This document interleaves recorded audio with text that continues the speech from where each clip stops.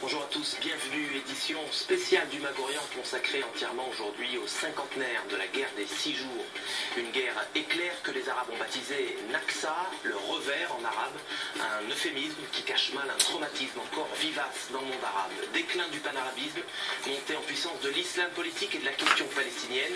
C'est un 7e jour qui n'en finit plus. On va analyser dans cette émission les conséquences de cette guerre sur le monde arabe avec notre invité fil rouge, Yitzhak Lebanon. Bonsoir. Merci d'avoir accepté notre invitation. Vous avez été ambassadeur d'Israël en Égypte, vous êtes un spécialiste du monde arabe et vous êtes né au Liban. L'arabe qui est donc notre langue maternelle. Vous aviez 20 ans à Beyrouth lorsque la guerre a éclaté. Vous allez nous aider à mieux comprendre pourquoi l'écho de cette guerre résonne encore du Caire à Damas en passant par Bagdad ou Alger.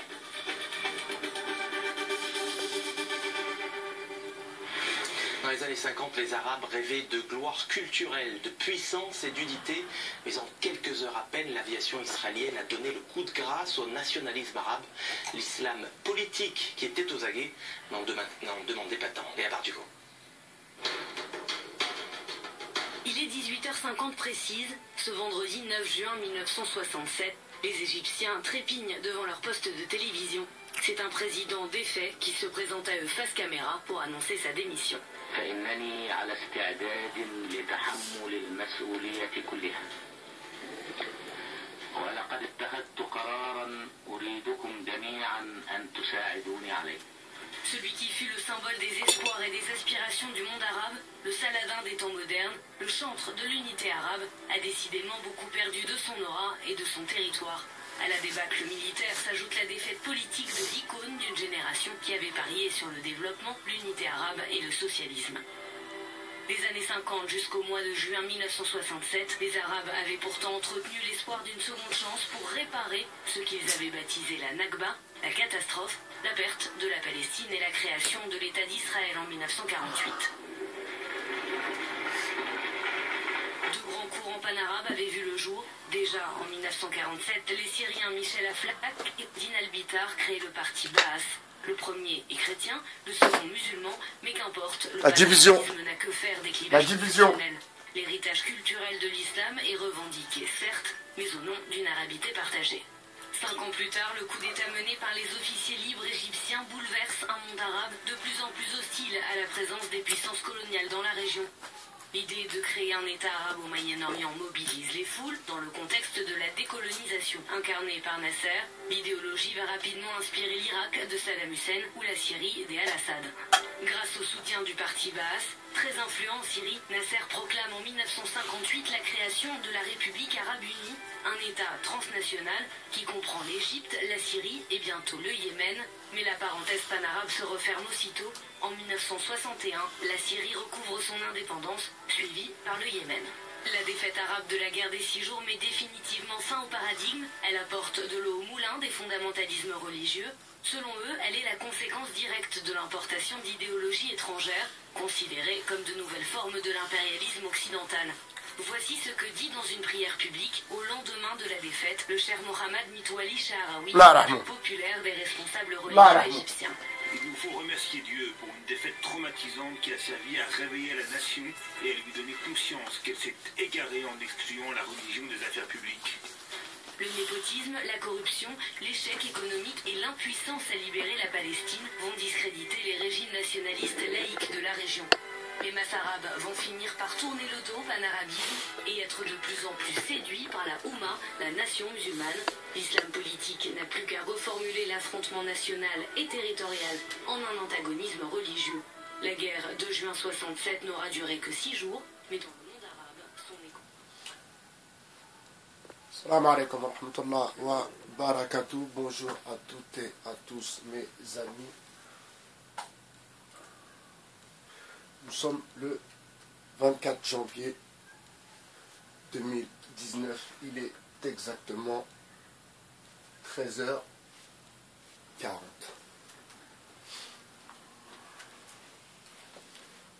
La guerre des 6 jours.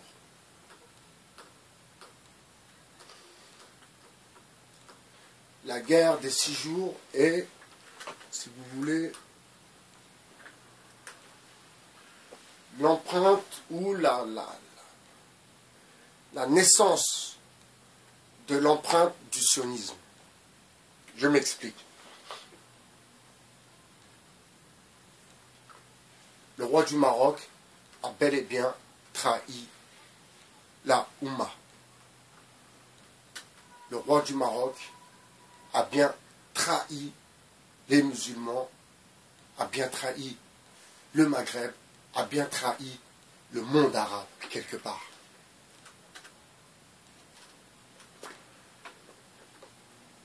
Donc, je prends position et, astaghfirullah, je prends la parole surtout à ne pas vous y méprendre. Je ne suis ni pour l'un, ni pour l'autre, ni pour les autres. Je suis pour tous ceux qui font partie de ma communauté. Je fais partie de cette communauté, donc je me dois, et quelque part, c'est plus qu'une obligation, c'est un devoir. Quand j'entends le chameau nous faire des histoires en nous montrant des photos d'un Maroc renaissant, il ne faut pas oublier la cause et la raison de cette renaissance. La collaboration, si vous voulez, a été même l'essence de cette renaissance. Je m'explique. La guerre des 6 jours, cette guerre éclair, il y a eu un traître dans cette histoire. Et le traître de cette histoire est bien le roi du Maroc. Alors, vous savez, à chaque fois que je débat sur ce genre de sujet avec des Maghrébins, en l'occurrence avec des Maghrébins, j'insiste, eh bien, je leur fais savoir que vous, je m'adresse à vous, ceux qui voient cette vidéo, vous n'avez rien à voir avec cette histoire. Vous, pour en majorité en plus, né en France, donc vraiment, vous n'avez rien à voir avec cette histoire. Le roi du Maroc a trahi. Sans les informations, les écoutes, parce qu'il avait enregistré toute la conférence qui était tenue par la Ligue arabe, eh bien, peut-être que Israël n'aurait pas gagné et peut-être que même Israël serait tombé. Je m'explique. Avec un pays comme l'Égypte, parce que maintenant, il ne faut plus se raconter d'histoire, il faut voir les choses, il faut être factuel. Vous pensez qu'un pays comme l'Égypte, un grand pays avec une grande armée, que si ils voudraient, s'ils auraient voulu faire tomber Israël, ça n'aurait pas été un problème du tout. Malheureusement, il y a eu des infiltrations, il y a eu de la collaboration, comme nous avons eu aussi ici en France avec Hitler, Mussolini et compagnie. Pétain et tout le reste. Mais on va en revenir à la finance et il faut que vous compreniez une chose, c'est que toute guerre est à la base même financière. D'une, parce que ce sont des gens qui créent des guerres. De deux, il faut les moyens pour créer une guerre. Il faut un personnage pour mener ses troupes. Ensuite, il faut toute la logistique. Pour cela, bien sûr, il faut des soldats qui aient un logiciel bien particulier. En l'occurrence, cette vidéo, c'est pour le chameau, qui nous fait voir des vidéos des nouvelles villes marocaines en insistant sur un Mashallah, Mashallah, Mashallah. Tout ça, c'est avec quel argent? N'oubliez pas que le pacte de Marrakech porte bien son nom d'ailleurs, le pacte de Marrakech, donc a été établi même au Maroc. Ok?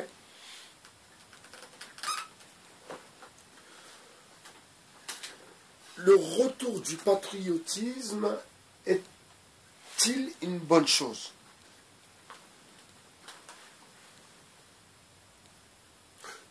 Doivons-nous être mondialistes? Eh bien non. Moi, en aucun cas, je suis pour le mondialisme. Je m'explique.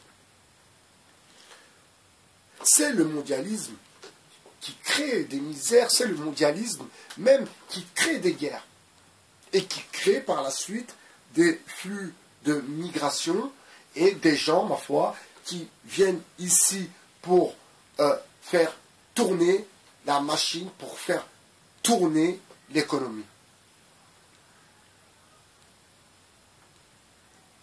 Donc n'oubliez pas que tout est dans le fond toujours une histoire d'argent, de logistique, éventuellement de projection dans le futur. Donc, développer le Maroc, faire du Maroc la nouvelle vitrine commerciale, la nouvelle vitrine touristique, eh bien, ils ont réussi à 40%. Pourquoi? On ne vous parle pas de ces opposants au régime chérifien, de ces opposants au roi du Maroc qui croupissent dans les prisons marocaines. Ça, on ne vous en parle pas. On ne vous en parle pas à la télé. On ne vous en parle pas dans les médias. C'est quelque chose que l'on tait. Parce que si les recherches sont effectuées dans ce sens, vous allez vous rendre compte que derrière toute cette histoire, il y a l'entité sioniste. Alors, si le roi du Maroc ne se serait pas mis à table, eh bien, la carte de la communauté, la carte même du Moyen-Orient, ne serait pas du tout la même. Alors pourquoi le roi du Maroc a joué la carte de la collaboration? Déjà pour rester un protectorat, pour ne pas être colonisé, pour ne pas perdre quelque part de sa splendeur. Alors que derrière la page, si vous tournez le dossier, eh bien, il y a le mot collaboration. Ok? Il faut condamner le blâmable, encourager la justice divine, la justice des hommes, quand elle est juste, bien sûr.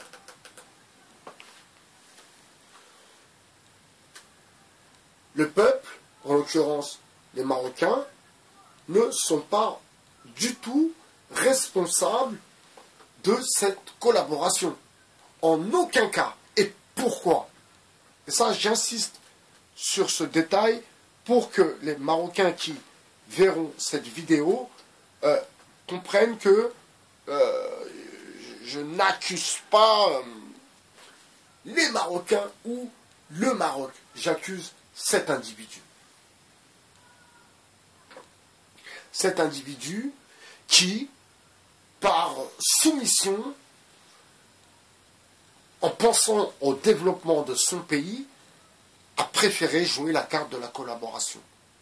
Donc, quand le chameau vient nous sortir, nous faire voir des photos et il nous dit Machallah, Machallah, tout ça, c'est avec la logistique, l'appui, le soutien de l'entité sioniste.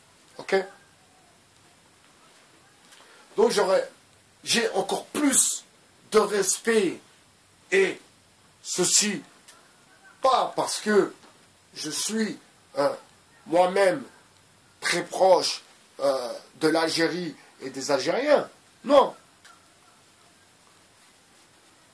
Juste que je suis dans la déduction, dans l'analyse et dans la réflexion.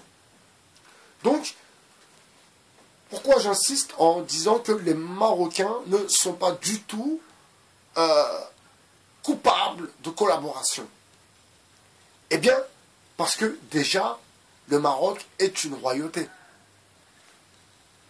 Donc, il n'y a pas de logiciel de démocratie, de démocrate. Vous comprenez? Donc, on n'a pas consulté les Marocains en leur demandant est-ce que nous devons collaborer avec Israël pour que Israël ne perde pas cette guerre. Vous comprenez? Donc les Marocains ne prenaient pas du tout cette vidéo, ne prenaient pas du tout cette vidéo en pensant que je vous montre du doigt. Non. Parce que vous n'avez rien à voir dans cette histoire. C'est des histoires d'élite. C'est des histoires de satellites. Pas de démocratie, des imams, des prêcheurs, des gens comme vous et moi, emprisonnés dans les prisons du Maroc. Le Polisario derrière qui ne vient pas arranger l'histoire quelque part, et d'ailleurs, on réfléchira un peu plus à qui alimente le Polisario et cette guerre pour une partie de désert, et pourquoi, dans le fond, il y a cette guerre. Qu'est-ce qu'il y a dans cette partie du désert où les gens se battent? Y a-t-il du pétrole, du gaz, de l'or?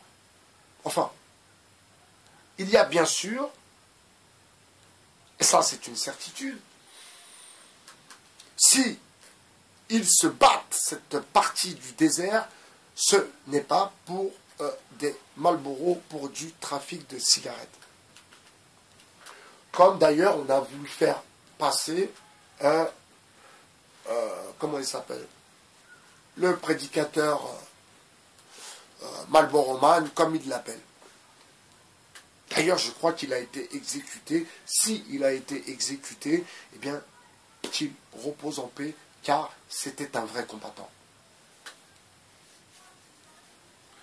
Donc, mes amis marocains, ne prenez pas du tout cette vidéo en accusation, en porte-à-faux pour vous. C'est la dictature de votre pays qui a fait que le roi a joué la carte de la collaboration.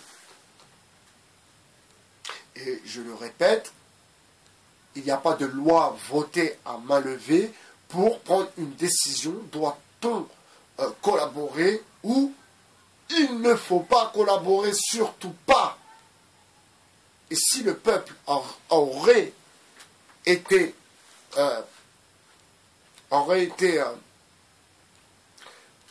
questionné sur cette collaboration, j'en suis sûr et certain à 80% de mes certitudes que les Marocains n'auraient pas été d'accord.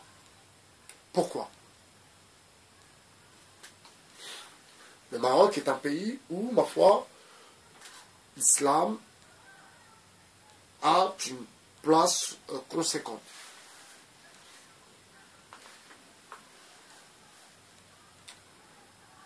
Le Maroc aussi, paraît-il que le roi du Maroc était dans la lignée de la descendance de la famille du prophète, paix, prière et salutations sur lui et sa famille.